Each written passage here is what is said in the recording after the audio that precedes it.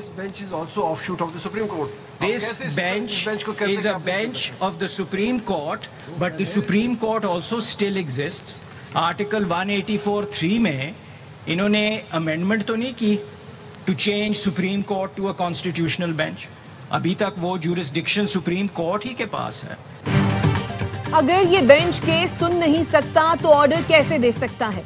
कुछ वकला ने तो कहा तरमीम को एक साइड पर रख दें। सुप्रीम कोर्ट में 26वीं तरमीम के खिलाफ दरखास्तों की समाअत में जस्टिस जमाल मंदोखेल के रिमार्क्स। जस्टिस शाहिद बिलाल हसन ने कहा यह क्लियर ही नहीं हो सका कि हमारा इख्तियार है भी या नहीं। एडवोकेट अहमद हुसैन ने दलाइल में कहा कि इस इदारे की साख का इन्हिसार 26वीं तरमीम पर नहीं, इस केस को दूसरे आजाद बेंच की जानिब से सुना जाना चाहिए। आपके हाथ बंधे हुए नहीं हैं। इस बेंच के पास इख्तियार है कि वो रेगुलर बेंच को केस नहीं भेज सकते, लेकिन फुल कोर्ट को भेज सकते हैं। कल को 27वीं तरमीम हो गई और आपके ऊपर कोई सरकारी अफसर लगाया गया तो क्या फिर ये मामला नहीं देखेंगे? जस्टिस अमीनुद्दीन खान ने रिमार्क्स दिए कि हर वकील का अपना मौक़िफ़ है, हम आईन पढ़कर सवाल कर रहे हैं। समाअत कल तक मुलतवी।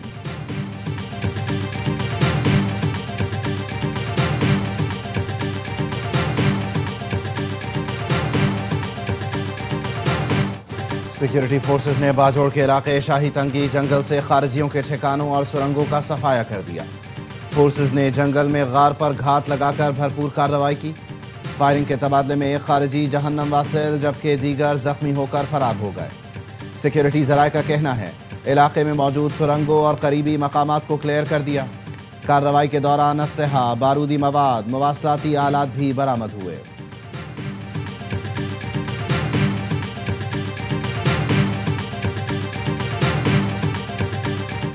We talk about trade, we talk about a lot of things, but mostly the world of trade. He's very interested in that. Although we did talk a little while ago about let's have no wars with Pakistan, and I think the fact that trade was involved, I was able to talk about that, and we have no war with Pakistan and India, and that was a very, very good thing. Pakistan से जंग नहीं होनी चाहिए, अमरीकी सदर Donald Trump का मोदी को इंतबाह। White house में दिवाली की तकरीब में मीडिया से गुफ्तगू करते हुए कहा कुछ देर पहले मोदी से तफसीली गुफ्तगू हुई, कई उमूर पर तबादला ख्याल किया। भारतीय वजीर आजम को बता दिया पाकिस्तान से जंग नहीं होनी चाहिए, तिजारत के जरिए मामलात हल कर रहा हूं, भारत रूस से मजीद तेल नहीं खरीदेगा।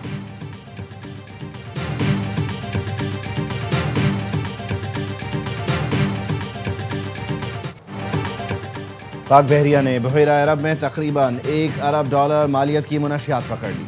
कंबाइंड मैरीटाइम फोर्स का कहना है पाकिस्तानी बहरिया के जहाज ने गुज़श्ता हफ्ते 48 घंटों के दौरान 2 कश्तियों को रोका। अमले ने कई टन क्रिस्टल मैथ और थोड़ी मकदार में कोकेन कब्जे में ली। अमरीकी सेंट्रल कमांड ने एक्स पर CMF को मुबारकबाद दी। CMF एक बहरी शराकतदारी है जिसमें अमरीका भी शामिल है।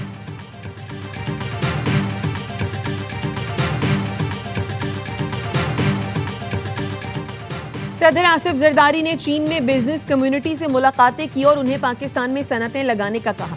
सदर मुमलिकत ने कहा जमीन देंगे, आप सरमायाकारी करें। सिंध के सीनियर वजीर शर्जील मेमन कहते हैं हम समझते हैं मुल्क का पहिया बिजनेस कम्युनिटी चलाती है, उन्हें जितनी सहूलतें देंगे माहौल बेहतर होगा, ज्यादा से ज्यादा सनतें लगेंगी तो लोगों को रोजगार मिलेगा।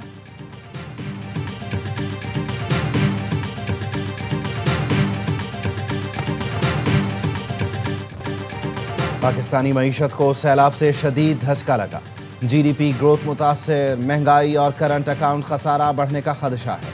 IMF ने रिपोर्ट जारी कर दी। कहा रवा माली साल GDP ग्रोथ 3.6% रहने का तखमीना है। सैलाब के बायस बजट में मुख्तलिफ अहदाफ भी मुतासर हो सकते हैं।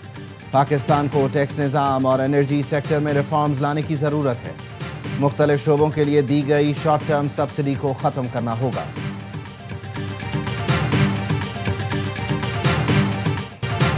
CPEC खत्ते में गेम चेंजर साबित हो रहा है। चीन पाकिस्तान इक़्तिसादी राहदारी के दूसरे मरहले में पेशरफ्त हुई। हाल ही में बीजिंग में 24 मुश्तरका मंसूबों पर मुआहदे हुए हैं। वज़ीर ख़जाना मोहम्मद औरंगज़ेब का चीनी मीडिया को इंटरव्यू। कहा पाकिस्तान ने मौशी मैदान में अहम कामयाबियां हासिल की हैं। महंगाई की शरह सिंगल डिजिट में आ गई। 3 बड़ी आलमी रेटिंग एजेंसियों ने पाकिस्तान की मईशत की तारीफ की और उम्मीद हूँ कि रवा साल 3.5% शरह नमू हासिल कर लेंगे। गैर मुल्की सरमायाकारों के लिए पाकिस्तान में सरमायाकारी के मौके मौजूद है।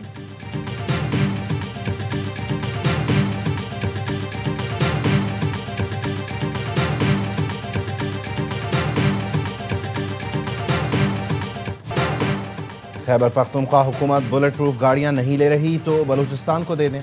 वज़ीर आला सरफराज बुगटी की वफाकी वज़ीर दाखिला से दरख्वास्त। कहा खैबर पख्तूनख्वा की तरह बलूचिस्तान भी दहशतगर्दी से मुतासर है। दहशतगर्दी से निमटने के लिए इजाफी हिफाजती सामान दरकार है। वज़ीर दाखिला का सरफराज बुगटी को एक्स पर जवाब। कहा बलूचिस्तान के लिए बुलेट प्रूफ गाड़ियाँ भिजवाई जाएंगी। दहशतगर्दी के खिलाफ इस्तेदाद कार में इजाफा किया जाएगा।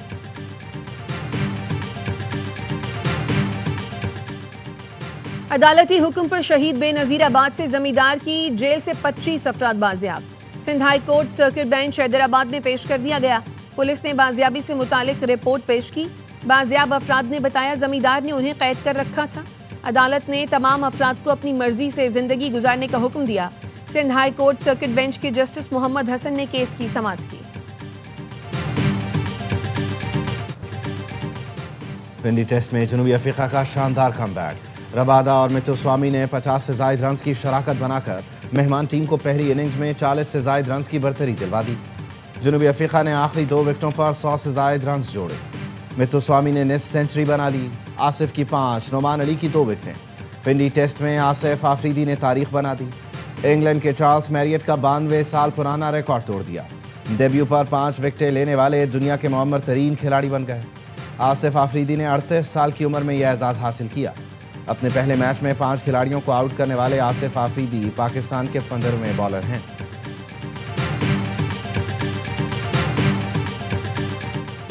और जनूबी अफ्रीका के खिलाफ लाहौर टेस्ट में शानदार बॉलिंग पर स्पिनर नौमान अली की टेस्ट रैंकिंग में तरक्की। नौमान 4 दर्जे तरक्की के बाद दूसरे नंबर पर आ गए। नौमान अली 853 पॉइंट्स के साथ दूसरे नंबर पर हैं। नौमान को पहले नंबर पर आने के लिए 29 पॉइंट्स दरकार हैं।